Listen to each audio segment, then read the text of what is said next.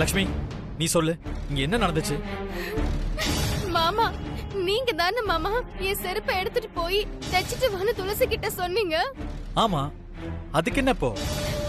அந்த செருப்ப நான் தான் தைக்க சொன்னேன்னு இந்த துளசி அவ அப்பா பார்த்திபன் கிட்ட போய் சொல்லி இருக்கா.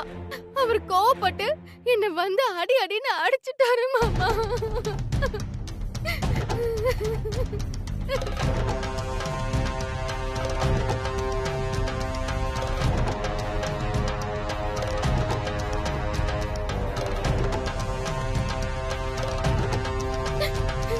என்னால வலி தாங்க முடியல மாமா. பேச கூட கஷ்டமா இருக்கு. முடியல மாமா.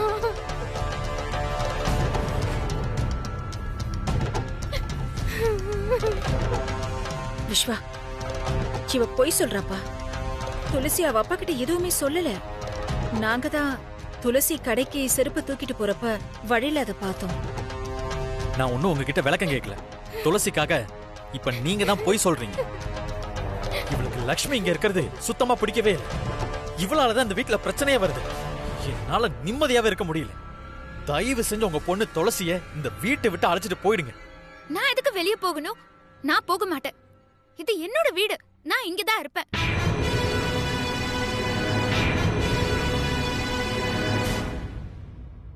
இத பாரு விஸ்வா, துளசி உன் பொண்டாட்டிப்பா. அவ எப்படி வெளியில போவா? அவ மேலதான் தப்பு இல்லைன்னு நான் சொல்லிட்டேன்ல. இந்த பிரச்சனை இதோட விட்டுருப்பா. நடந்த பிரச்சனைக்கு நான் வேணா லக்ஷ்மி கிட்ட மன்னிப்பு கேட்டுக்கிறேன். என்ன சிவகாமி, நீ எதுக்கு அவகிட்ட போய் மன்னிப்பு கேக்குறன்னு சொல்ற?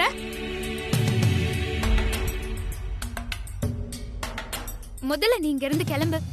போ சிவகாமி.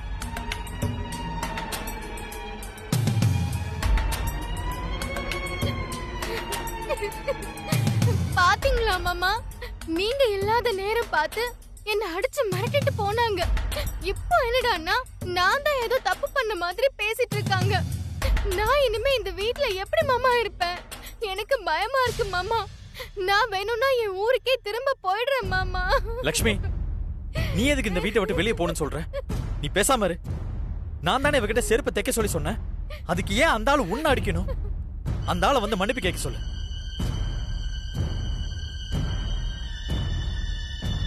ஹே விஸ்வா, அப்பாவை மரியாதை இல்லாம பேசாத. அப்புறம் எனக்கு கெட்ட கோவம் வந்துரும், பாத்துக்கோ. ஏய் துளசி, நீ கொஞ்சம் அமைதியா இரு. அந்த ஆளு நான் இல்லாதப்போ லக்ஷ்மியை போட்டு அடிச்சுட்டு போவான். அவனுக்கு நான் மரியாதை கொடுக்கணுமா? கொடுக்க முடியாதடி. என்னடி பண்ணுவ? உனக்கு கோவம் வருமா? வரட்டும். நீ என்ன பண்ற நானும் பாக்க. விஸ்வா, அவர் உன் அப்பாப்பா. அவர் அப்படியெல்லாம் பேசாதப்பா. அந்த ஆள் ஒன்னும் என் அப்பன் கிடையாது. ரோட்ல போற ஒரு சாதாரண மனுஷன், அவ்வளவுதான். டேய், நீ எல்லாம் ஒரு மனுஷனடா? யாரு எப்படி மதிக்கணும்னு தெரியாத ஒரு மரியாதை கெட்ட ஜென்மம்டா நீ. உன்னெல்லாம்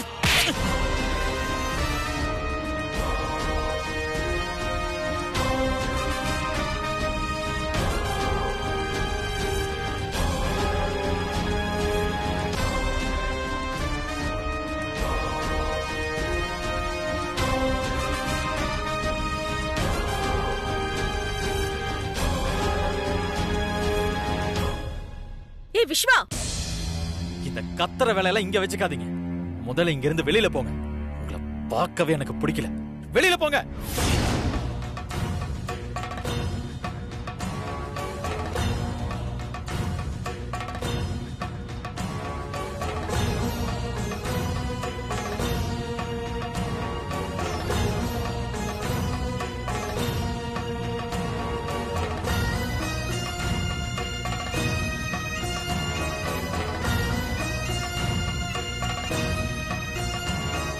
ஏய், நீ ஒரு பொண்ணு தானே? உனக்கெல்லாம் மனசாட்சி இல்லையா? நல்லா வாழ வேண்டிய குடும்பத்துக்குள்ள ஏன் இப்படி பிரச்சனை பண்ற? நாளைக்கு உனக்கும் ஒரு குடும்பம்னு ஒண்ணு வரும். அது நல்லா இருக்கணும், பாத்துக்கோ. இப்படி ஒரு பொண்ணோட வாழ்க்கையில நிம்மதி இல்லாம பண்ணி அந்த பாவத்தை சம்பாதிச்சுக்காத. அப்புறம் உனக்கும் நிம்மதியே கிடைக்காம போயிடும். பார்த்து நடந்துக்கோ.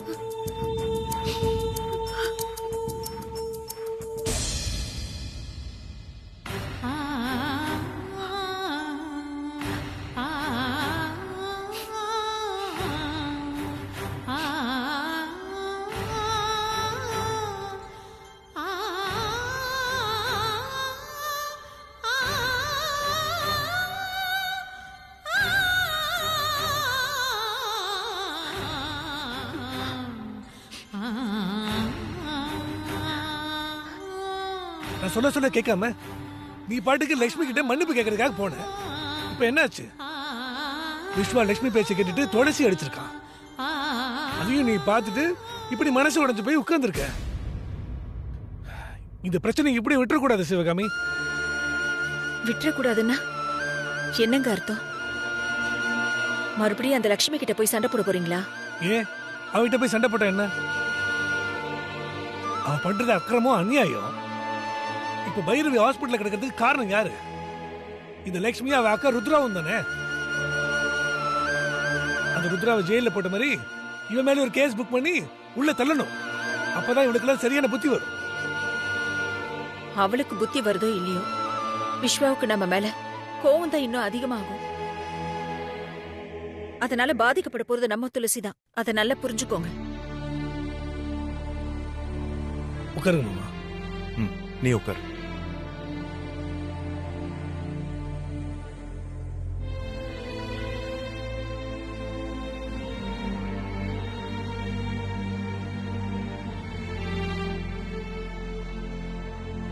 என்ன சிவகாமி, நீங்க ரெண்டு பேரும் ஏதோ சீரியஸா பேசிட்டு இருந்த மாதிரி தெரிஞ்சது. நான் வந்த உடனே பேச்ச நிப்பாட்டிட்டீங்க. என்ன விஷயம்? வேற ஒன்றும் முக்கியமான விஷயம்லாம் ஒன்றும் இல்லைண்ணே. சும்மா நைட்டுக்கு என்ன சமைக்கலான்னு தான் பேசிட்டு இருந்தோம். வேற முக்கியமாலாம் எதுவும் இல்லை.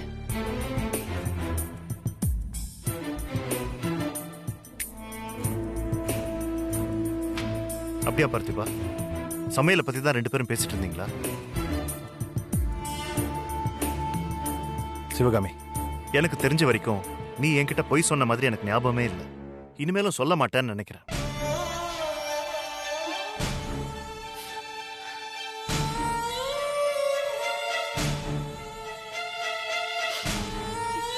என்ன மன்னிச்சிருந்த. எதுக்கு சிவகாமி? எதுக்கு இப்ப நீ அழற? நீ மன்னிப்பு கேட்கிற அளவுக்கு அப்படி என்ன பெரிய தப்பு பண்ணேன்னு எனக்கு தெரியல.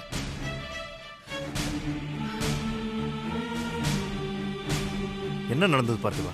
நான் உள்ள வரும்போது துளசிக்கு ஏதோ பாதிப்பு வரக்கூடாதுன்னு சிவகாமி பேசின மாதிரி எனக்கு கேட்டுச்சு. சிவகாமி அழறது பார்த்தா துளசிக்கு தான் ஏதோ பிரச்சனைன்னு எனக்கு தெரியுது. நீ சொல்லு பார்த்திபா. சிவகாமி அவளுக்காக எந்த பொய்யும் சொன்னதில்லை மாமா. அப்படியே சொன்னா கூட அது உங்களோட நல்லதுக்காக தான் இருக்கும். லக்ஷ்மி பேச்ச கேட்டுட்டு விஸ்வா துளசி அடிச்சிட்டான்.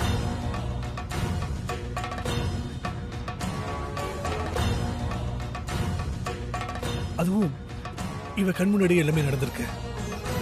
அது பார்த்ததுக்கு அப்புறம் ரொம்ப மனசு உடைஞ்சு போய் வந்திருக்கா.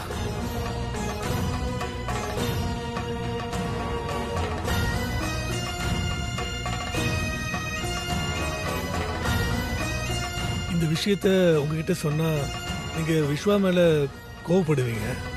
அப்புறம் துளசிக்கு சப்போர்ட் பண்ணிட்டு விஸ்வா போய் அடிச்சிருவீங்களோன்னு பயந்துட்டு தான் சிவகாமி உங்ககிட்ட சொல்லாம அவாய்ட் பண்ணா. மற்றபடி சிவகாமி மேல எந்த தப்பும் இல்லை மாமா.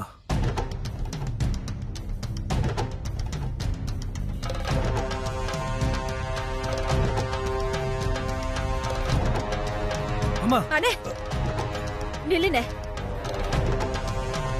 எங்க போற? பயப்படாத சிவகாமி, நான் விஸ்வாவை அடிக்கலாம் போகல. அவன் கிட்ட போய் இனிமே துளசி மேல கை வைக்காதன்னு சொல்லிட்டு வர போறேன். அண்ணே வேண்டாண்ணே, நீ அங்கெல்லாம் போக வேண்டாம். இது பாரு சிவகாமி, பிள்ளைங்க கிட்ட நம்ம பாசத்தை காட்டுற மாதிரி அவங்க தப்பு பண்றப்போ கொஞ்சம் கண்டிப்பையும் காட்டணும். அதான் பெத்தவங்களோட கடமை.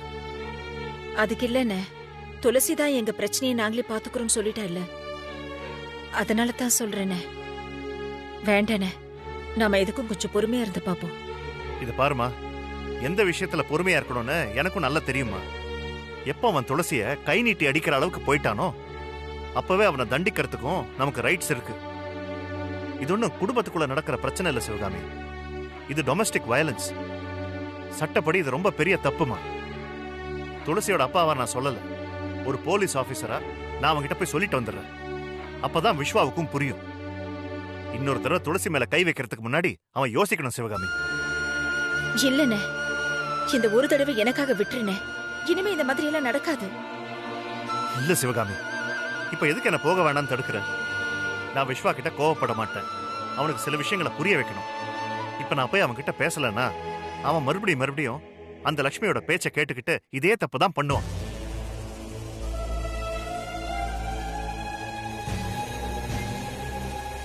துளசிக்கு சப்போர்ட்டா நாம இருக்கிறோம்னு தெரிஞ்சாதான் அவன் கொஞ்சமாவது பயப்படுவான். இது ஏன் நீ புரிஞ்சுக்கவே மாட்டேங்கிற?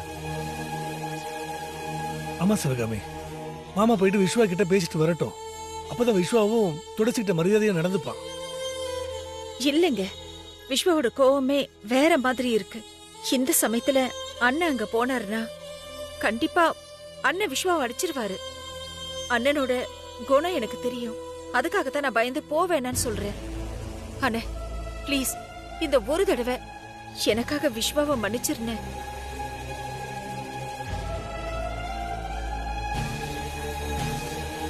விஸ்வா துளசி 2 பேருமே எனக்கு பிள்ளைங்க தான். அவங்களுக்கு என்ன கஷ்டம் வந்தாலும் அதை என்னால தாங்கிக்க முடியாதுனே.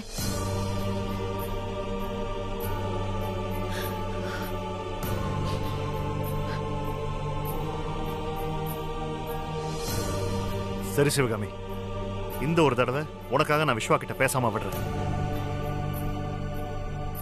ஆனா இன்னொரு தடவை அவன் துளசி மேல கைய வச்சான்னா அவனை நானே பிடிச்சி ஜெயில போட்டுருவேன். அது நடக்காம பாத்துக்க வேண்டியது உன்னோட பொறுப்பு. பாத்துக்க.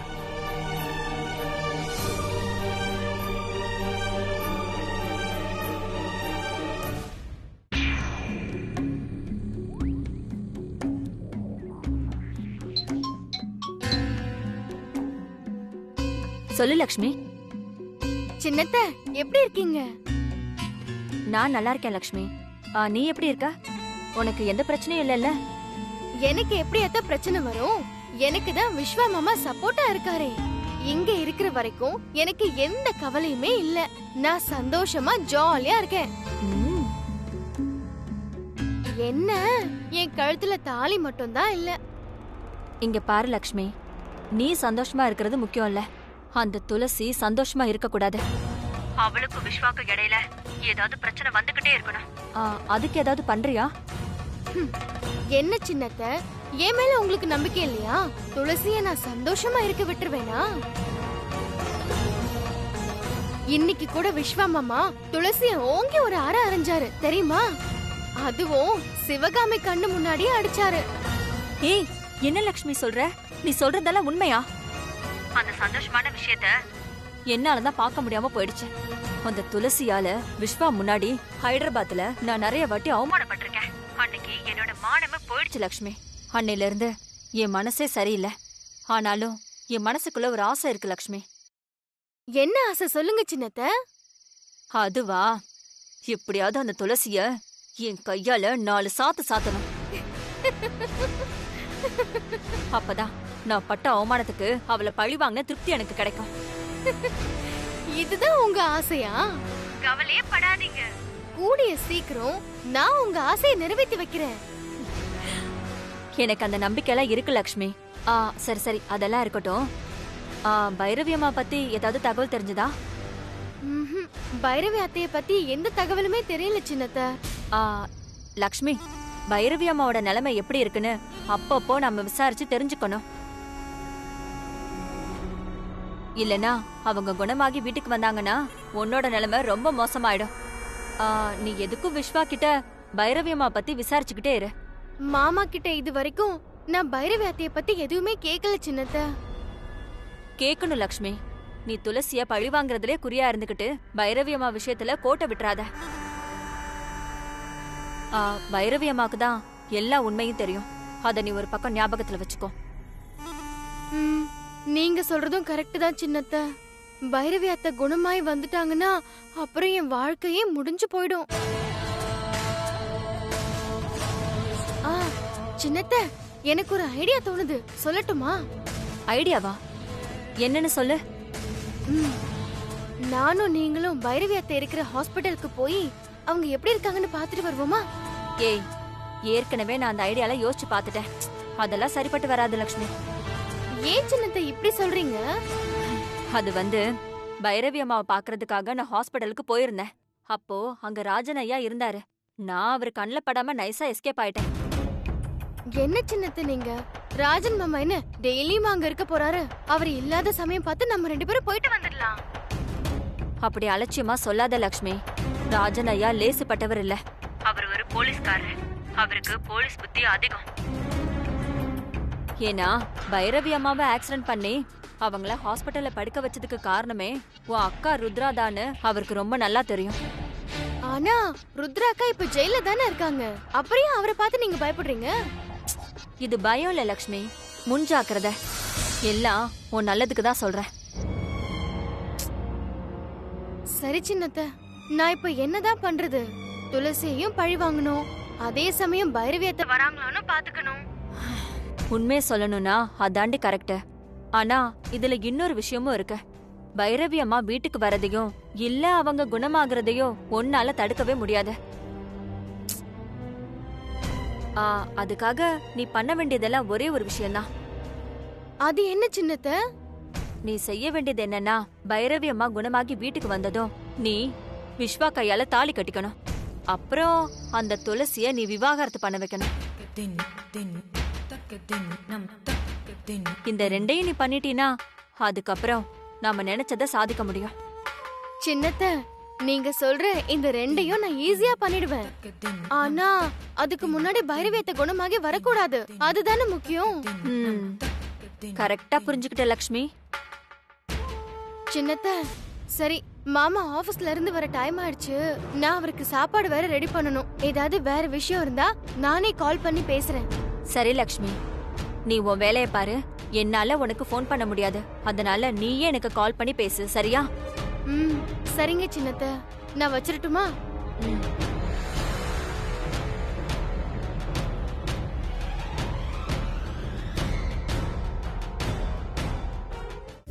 ஆபீஸ்க்கு புதுசா நீ மறக்காம எங்க டீம் வந்துரு.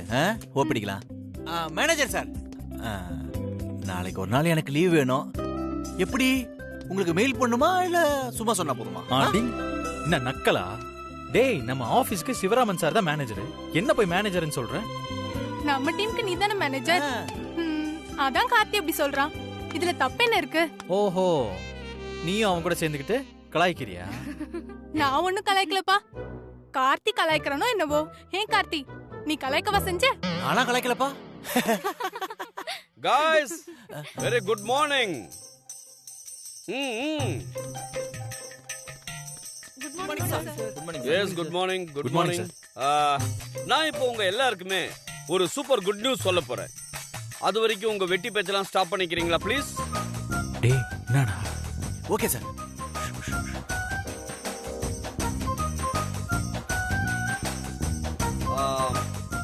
அபி சார், சென்னையில நம்மளோட ஆபீஸ் பிரான்ச்சஸ் எத்தனை இருக்குன்னு உனக்கு தெரியுமா?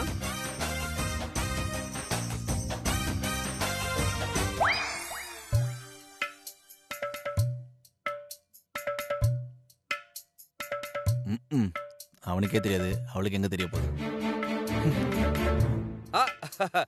அபி, நீ விரல் விட்டு என்ற அளவுக்கு நமக்கு சென்னையில பிரான்ச்சஸே இல்லையே. அது தெரியும் சார். இதையே என்கிட்ட கேட்டீங்கன்னு எண்ணி பாத்துக்கிட்டு இருந்தேன். ஓ, நீ அந்த எண்ணி பாக்குறத சொன்னியா? அதுக்கு நீ மூளை யூஸ் பண்ணா போதும். அதுக்கு எதுக்கு விரலை யூஸ் பண்ண? இல்ல, என்ன பார்த்தா உனக்கு என்ன கேனா பானாவா தெரியுதா?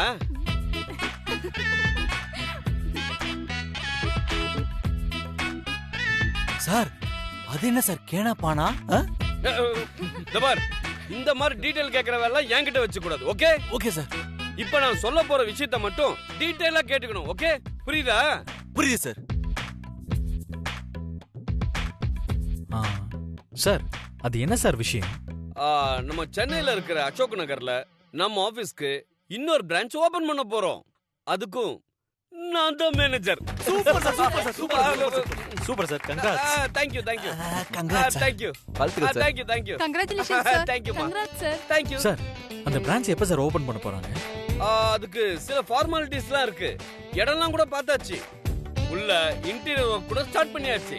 ஓ, அதுக்கு முன்னாடி இன்னைக்கு ஈவினிங் நம்மளோட ஆபீஸ்ல அந்த புது பிரான்ச்சுக்கான போர்டை வச்சு இங்க ஒரு சின்ன பூஜை இருக்கு.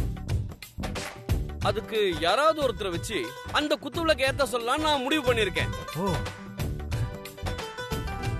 சார் யார் சார் அது? யாராவது லேடி ஆர்டிஸ்ட் வர சொல்ல போறீங்களா சார்? நோ, அப்படிலாம் ஓசி ஷோ பார்க்கலாம்னு திங்க் பண்ணாத. Okay okay sir. Sorry sir.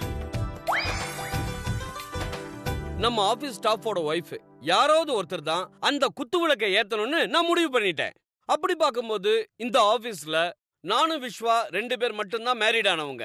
அதனால நம்ம 2 பேர் ஒய்ஃபோட பேரை ஒரு சீட்ல எழுதி குலுக்கி போட போறேன்.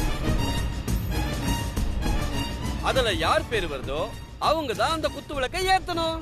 இதுதான் என்னோட ஐடியா. எப்படி?